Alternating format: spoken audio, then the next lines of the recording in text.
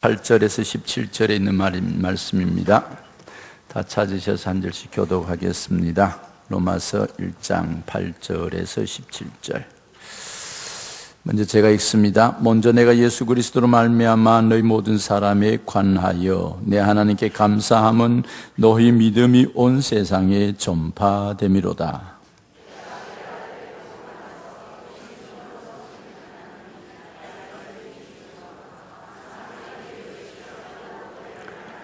어떻게 하든지 이제 하나님의 뜻 안에서 너희에게로 나아갈 좋은 길 얻기를 구하노라.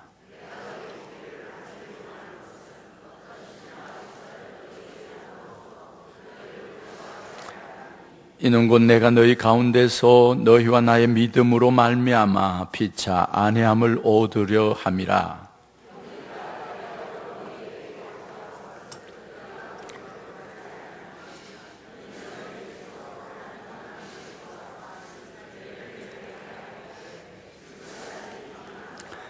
헬라인이나 야만인이나 죄 있는 자나 어리석은 자에게 다 내가 빚진 자라.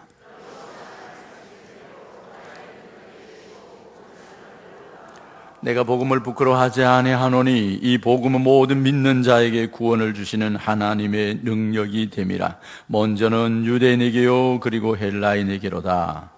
복음에는 하나님의 의가 나타나서 믿음으로 믿음에 이르게 하나니 기록된 바 오직 의인은 믿음으로 말미암아 살리라 함과 같으니라. 아멘. 잘 지내셨습니까? 옆 사람 함께 인사합시다. 복음의 사람이 됩시다. 아멘. 로마서는 바울이 로마 교회에서 보낸 편지입니다.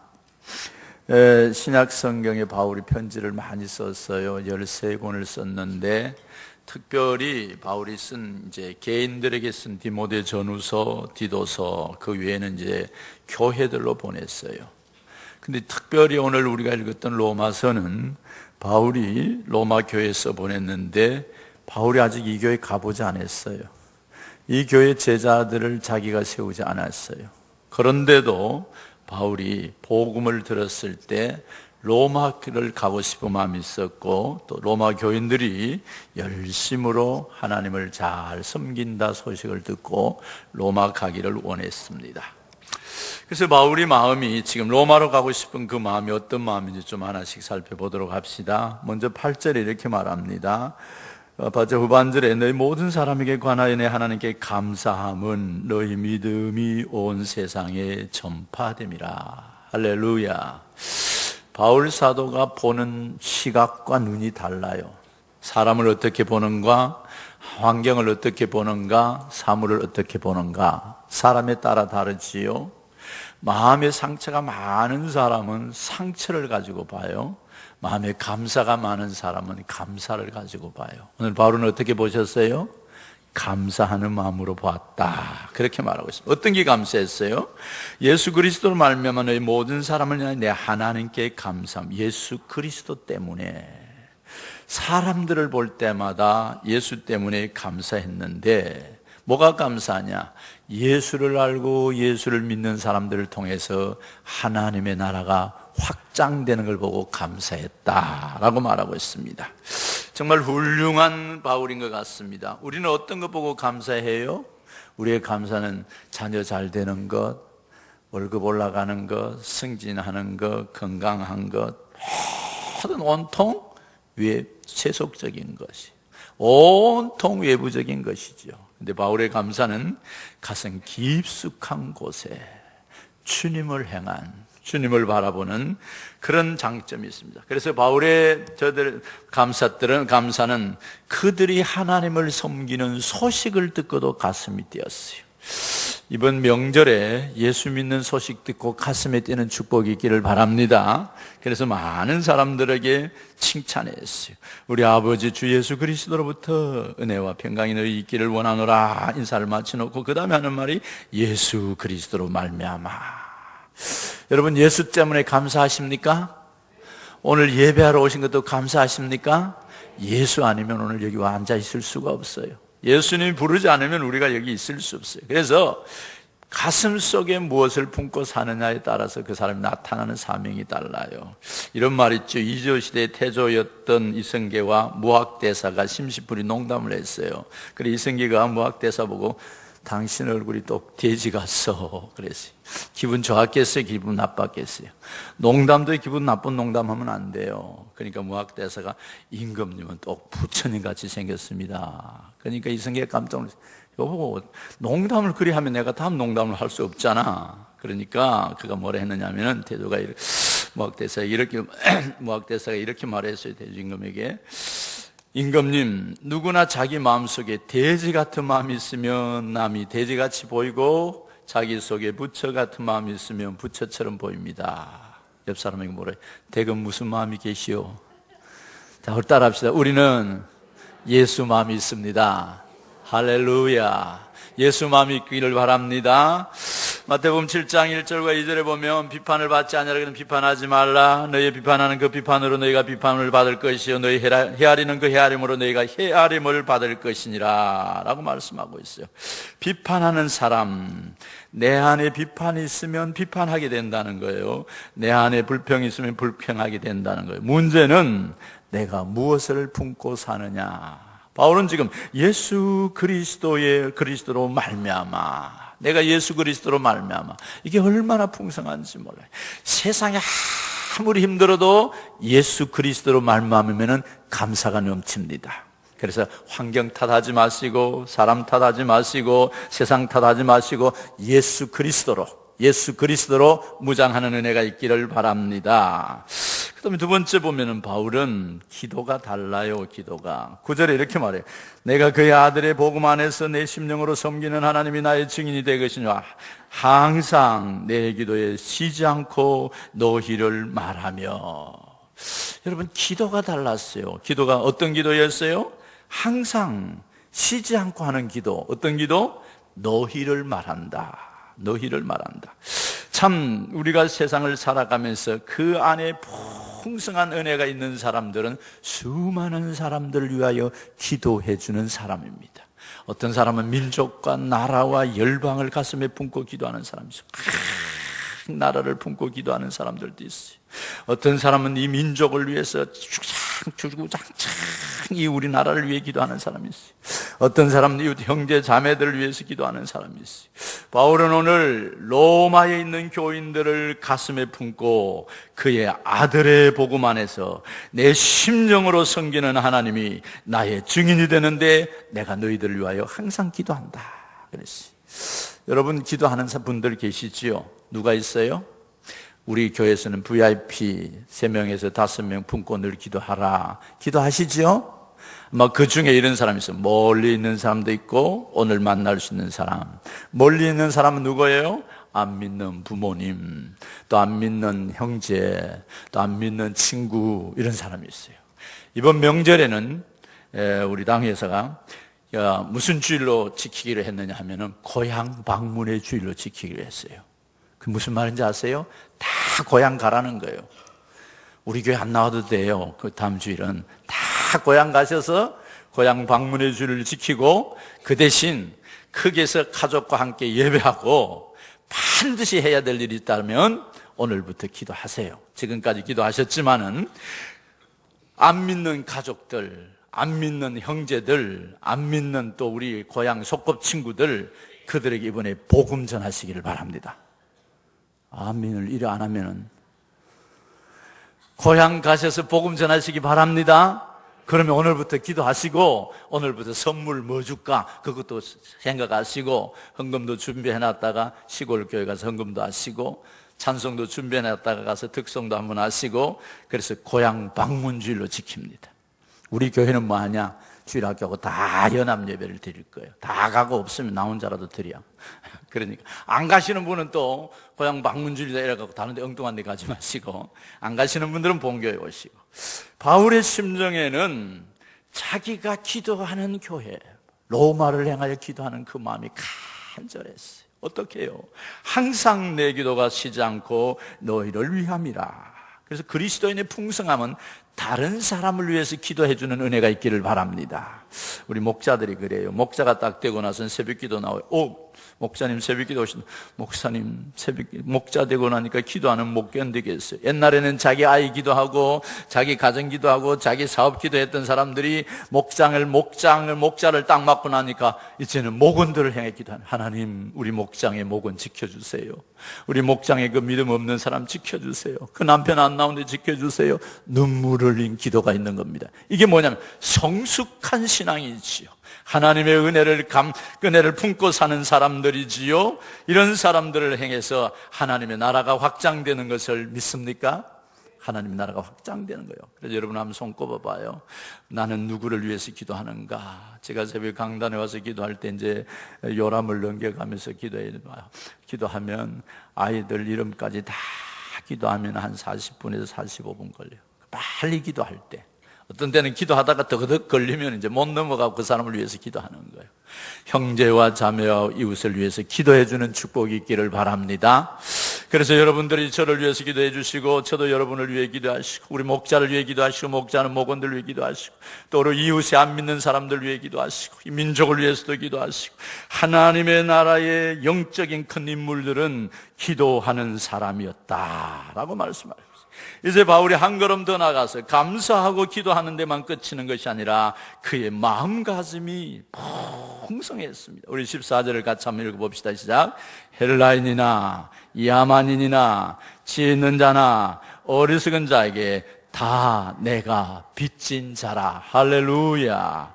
여러분 빚지면 어떻게 해요?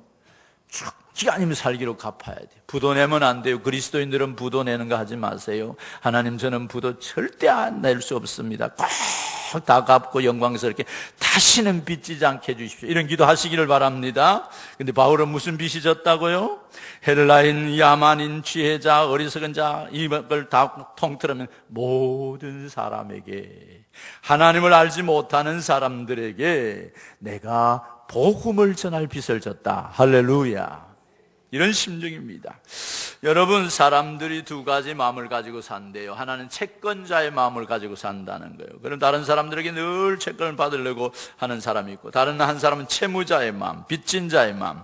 빚진 자는 늘 겸손하대요. 갚아야지. 또 더 열심히 해야지. 근데 이제 그래서 우리는 복음의 빚진 자로 사는 은혜가 있기를 바랍니다. 다른 사랑의 빚 외에는 지지 말라 그랬어요. 그래서 복음의 빚은 사랑의 빚이죠. 하나님께 받은 그 사랑의 큰 사랑을 내가 어떻게 갚을까 하다가 이것을 이웃에게 복음 전하는 것이죠. 그래서 11절에 이렇게 말해요. 내가 너희를 보기를 간절히 원하는 것은 어떤 신령한 은사를 너에게 나누어 주어 너희를 견고하게 하려 함이라. 바울의 심장 속에는 뭐가 있냐면은 내가 믿는 예수를 또 나누어 주어서 그 사람이 더 예수의 사람으로 잘되게 견고하게 하는 겁니다. 사랑하는 서울산의 성도 여러분, 우리가 만나는 사람마다 예수의 영이 흘러가는 축복이 있기를 바랍니다. 우리가 만나는 사람마다 믿음이 자라기를 원합니다. 내가 그 집사람 만날 때 믿음 다 까먹었다. 시험 들었다. 아이고 교회 안 간다. 그 사람 보니까 난 교회 안 나가. 이러면 큰일 나는 거예요. 큰일 나는 거예요. 하늘 상도 없고 이 땅에 상도 없어요. 그러나 내가 어려웠는데 그 집사님 만났더니 그 목장에 갔더니 풍성한 은혜를 받아 내가 또 목자 되었다. 할렐루야. 이런 은혜가 있기를 바랍니다. 이걸 우리 가슴에 품으셔야 돼요. 내가 또 다른 사람에게 은혜를 주리라. 너희 보기를 심히 원한다 그랬어요. 오늘도 예배 마치고 내려가니까 이제 그 기도 받으러 온 사람들 앞에 이제 기도 헌신대 앞에 써갖고 이름을 써가지고 목사님 이분을 내가 심히 복음 전하게 해주기를 원해 기도해 주세요. 또 한 분은 이번 주간에는 누구를 위해 기도해야 되는데 기도해 주세요. 또 세 가족 한 분은 목사님 제가 아직까지 믿음이 약해요. 그래도 제가 복음의 사람 되게 해주세요. 이런 소원을 품으시기를 바랍니다. 소원을 품는 자에게 주님의 은혜가 임하십니다. 소원을 품는 자에게 주님이 그것을 이루어 주십니다. 소원을 품는 자에게 하나님의 영광이 드러나게 되는 것입니다. 내가 복음 전하기를 원하노라 그랬어요. 15절에 그러므로 나는 할 수 있는 대로 로마에 있는 너에게 복음 전하기를 원하노라. 헬라인이나 야만이나 모든 사람이 빚진 자로서 그들을 신령한 은혜를 나눠주고 복음 전하기를 원하는 것이 바울의 심장이었다라고 말하고 있습니다. 여러분, 내가 누군지 한번 살펴봐요. 그러면 내가 무슨 자랑을 많이 하는가 보면은 그 사람이 정체성이 나와요. 어떤 사람은 자기 아들 자랑을 주구장창하는 사람들. 우리 아들은 이번에 100점 받았고, 우리 아들은 이번에 그 대학을 어느 대학 갔고, 어디가 그거 자랑하지. 왜 그래요? 그게 자랑이니까. 그래, 학벌을 자랑하는 사람이 있습니다. 입만 빵긋 하면 우리 아버지는 옛날에 뭘 했고, 우리 큰아버지는 뭘 했고, 가문 자랑하는 사람이 있습니다. 어떤 사람은 자기의 직위 자랑하는 사람이 있습니다. 권세 자랑하는 사람이 있습니다. 돈 자랑합니다. 자기 나온 학교 자랑합니다. 학연, 지연 이런 거 자랑합니다. 별거 자랑할 게 많죠. 성공한 것, 상 받은 것 이런 거 자랑하지. 진짜 우리가 자랑해야 할 게 누굴까요? 예수 그리스도. 따라합시다. 예수 그리스도. 예수 그리스도. 복음을 모르는 사람들은 세상을 자랑합니다. 복음을 모르는 사람들, 이 세상에 잠깐 있다 없어질 것을 자랑합니다. 복음을 모르는 자들은 절대 예수를 자랑할 수가 없습니다. 바울은 이렇게 말합니다. 16절, 내가 복음을 부끄러워하지 아니하노니 이 복음은 모든 믿는 자에게 구원을 주시는 하나님의 능력이 됨이라. 복음을 부끄러워하지 않는다는 것입니다. 물어봅시다. 예수 믿는 게 부끄럽지 않습니까?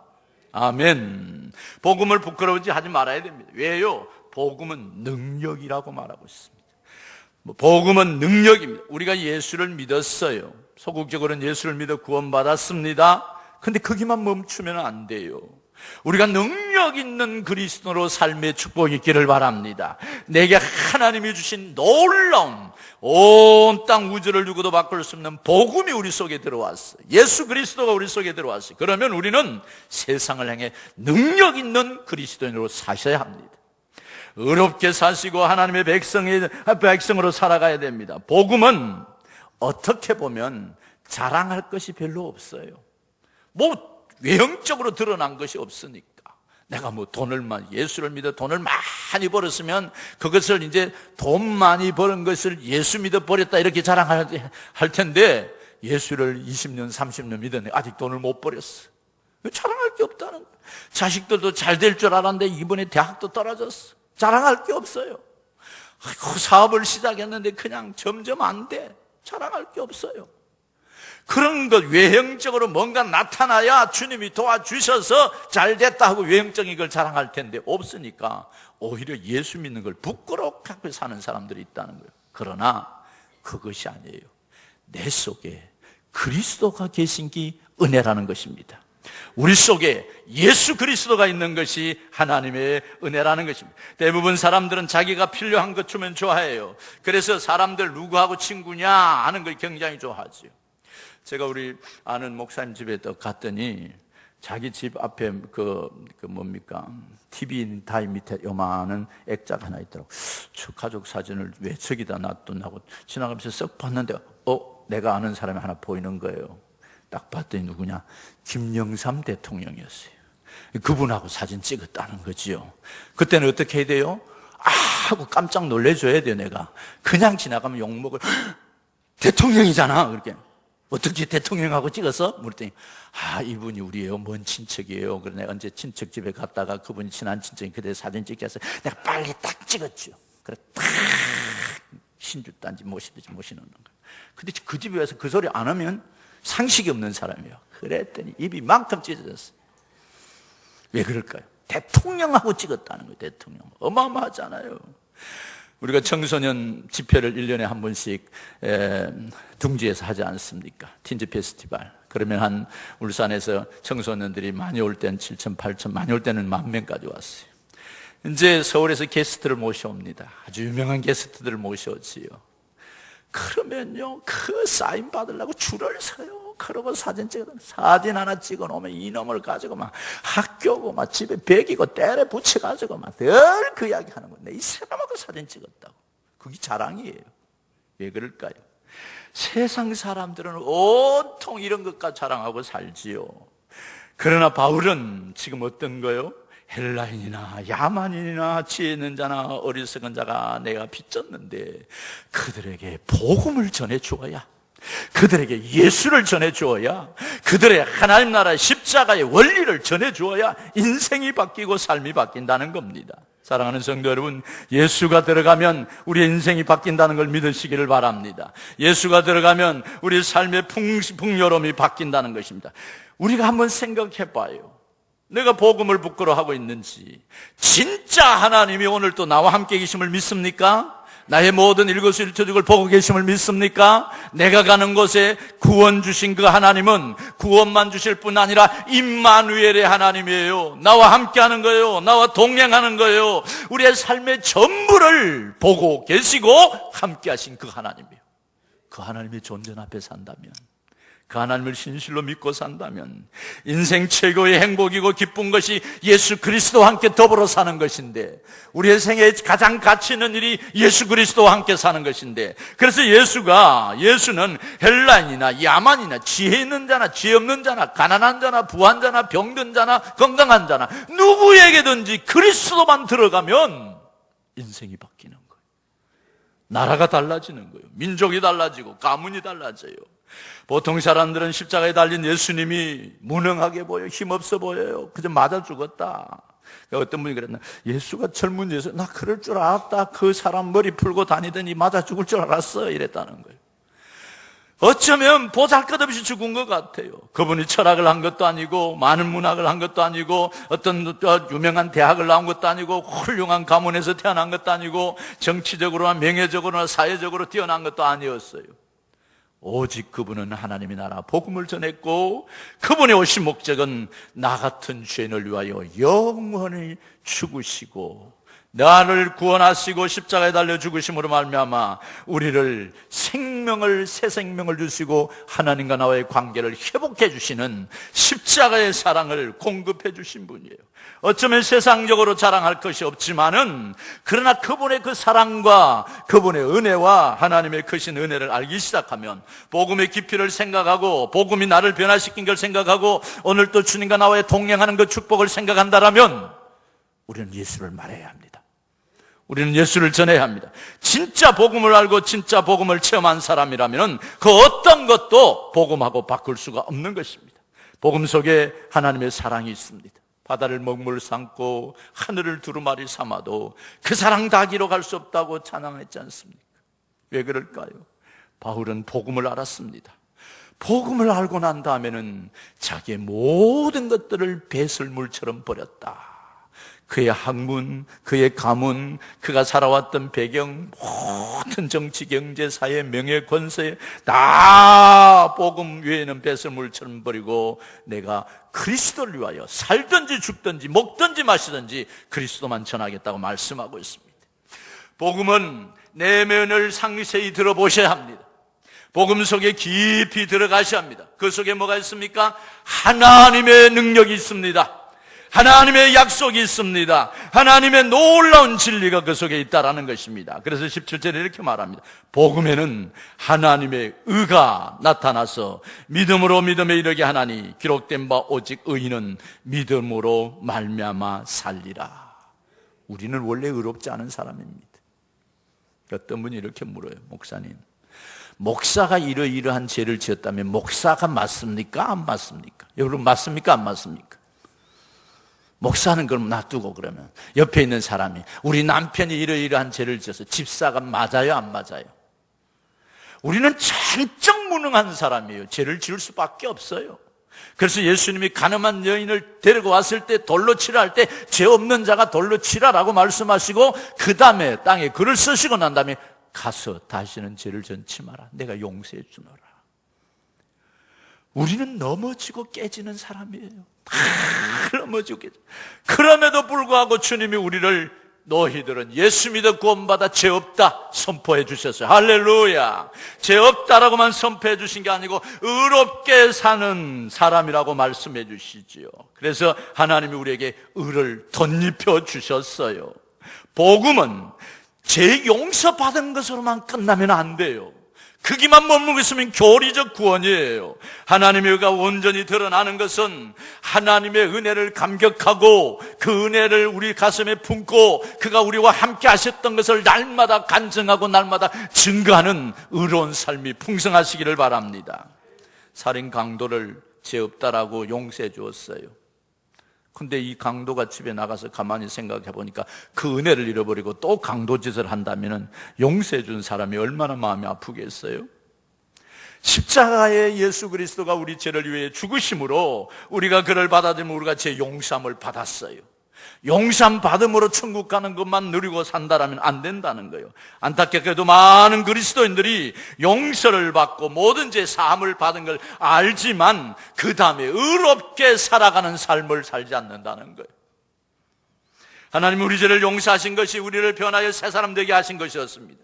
우리가 믿음으로 살아서 이 땅에 하나님의 나라를 이루는 것이었다는 것입니다. 그러면 내가 예수 믿어 구원받아 하나님의 은혜에 의해 이루게 됐다는 말은 내 생각이 죽고 그리스도만 드러내기를 원하시는 것입니다.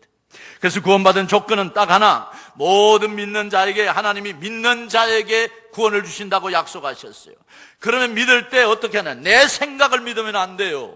내 가치관을 믿으면 안 되고 내 자랑을 믿으면 안 되고 나 살아온 배경을 믿으면 안 돼요. 우리가 믿는 것은 날 위하여 죽으신 예수 그리스도이십니다. 내가 죽으셔야 합니다.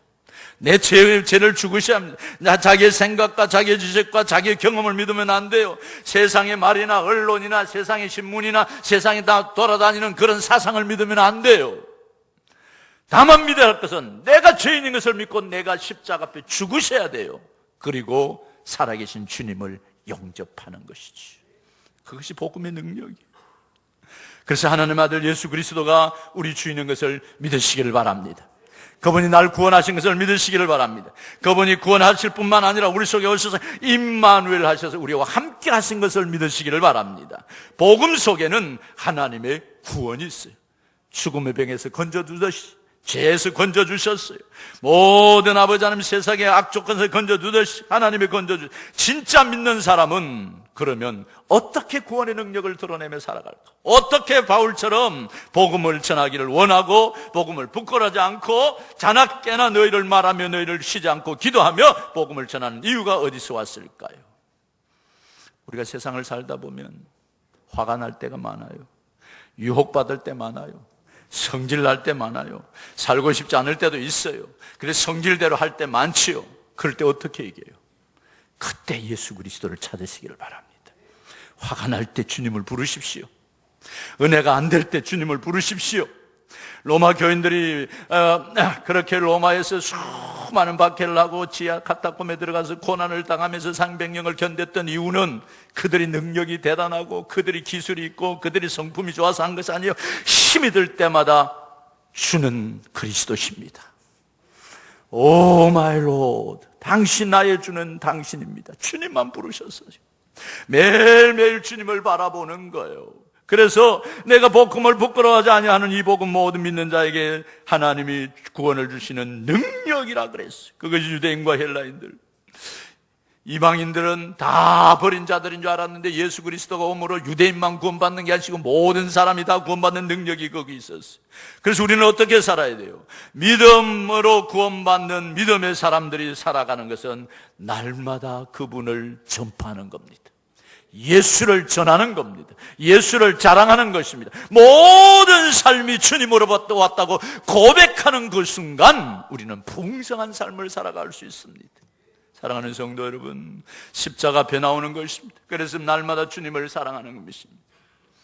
주님을 만나고 주님을 경험하면 갑자기 내가 깨지고 주님을 드러내게 되가 있어요.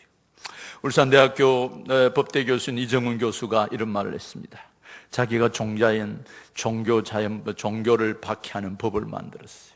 그래서 어떻게 하면 기독교를 좀 없애볼까 하고 자기들이 모여가지고 온갖 법을 다 만들었어요. 그래서 교회가 세금을 내야 한다, 세금을 내지 않으면 안 된다 이래가지고 그걸 입법화시키려고 했어요. 그러다가 실패를 했어요. 그러니까 화가 났어요. 더 연구해야지 이래갖고 절에 들어간 거예요. 절에 들어가서 어떻게 하면 더 깊게 자기가 가진 법 지식으로 만들어가지고 기독교에 세금을 부과하고 그 다음에 기독교가 그 세금 때문에 말려 들어가서 기독교가 망하고 기독교가 모든 사명을 잃도록 그 선교하지 못하도록. 그런데 절에 들어가서 연구를 하다가 연구를 하면 할수록 머리가 아파오는 거예요. 도저히 머리가 터질 것 같은 거예요. 그 다시 나왔어요. 또 들어가면 또 아프고 이상하다. 그래서 이제 집에 들어와가지고 집에서 이제 연구를 하는 거죠. 어느 날 CTS를 기독교를 알라니까 CTS를 많이 본다. CTS를 탁 틀었는데 목사님이 설교를 하면서 죄의 값은 사망이고 죄님들 그렇게 놀고 있네.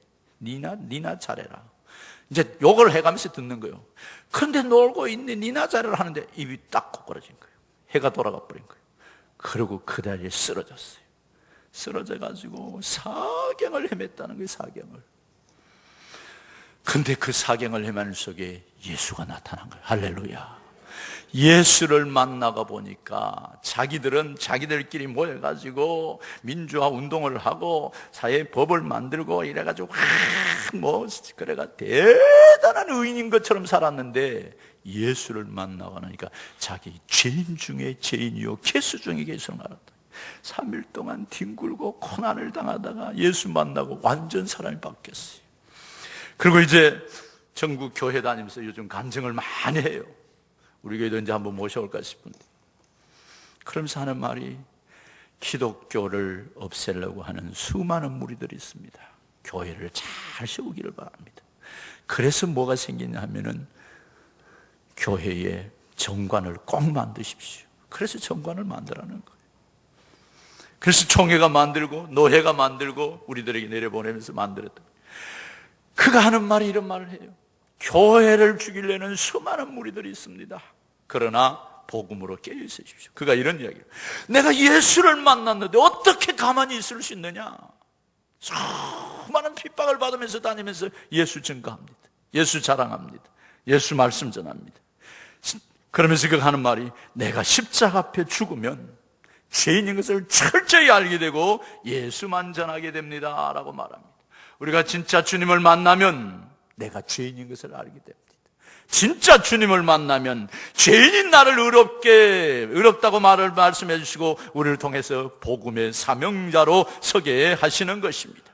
그래서 우리가 해야 할 일은 전하지 않을 수가 없습니다. 복음을 알고 나면 자기가 가지고 있던 복음 예수 그리스도를 알고 나면 그 예수를 전할 수밖에 없습니다. 사랑하는 성도 여러분, 이번 명절에는 복음 전하는 명절이 되시기를 바랍니다. 그래서 우리 이번 명절에 여러분이 평소에 기도했던 부모님들 또 친지들 이런 사람들이 다 고향에 가시기를 바랍니다. 다음 주일엔 교회 안 오셔도 돼요. 우리 교회 안 오셔도 되니까 고향에 다 자유롭게 가셔서 그곳에 가서 예배하고 그곳에 가서 헌금도 하고 그곳에 가서 친구들에게 선물도 하고 예수 복음 전하시기를 바랍니다. 왜냐하면 우리가 죄인이지만 죄인에게만 묶여있지 마시고 예수 그리스도 주신 생명의 복음으로 하나님의 나라를 증거할 때 우리는 놀라운 은혜가 일어나는 것입니다.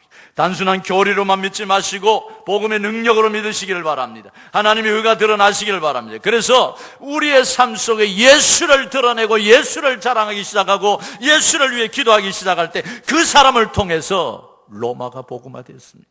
그 사람을 통해서 가문이 복음화될 것입니다. 그 사람을 통해 형제가 돌아오게 될 것입니다. 그 사람을 통해 수많은 영혼이 살아나게 될 것입니다. 복음이 우리 속에 살아있다라면 이제 생명력 있는 그리스도인이 되어서 당당한 그리스도인으로 복음 전하는 역사가 일어나시기를 주님의 이름으로 축복합니다.